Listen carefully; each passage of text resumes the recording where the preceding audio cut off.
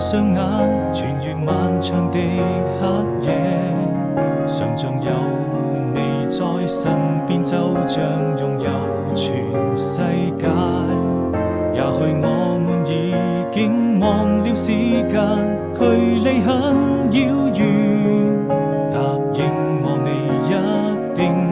要好好珍惜眼前，人藏最深的思念，分開以後不需再見，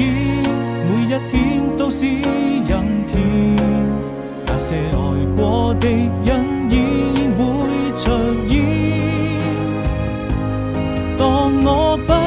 上雙眼，穿越漫長的黑夜，一直在我心裏面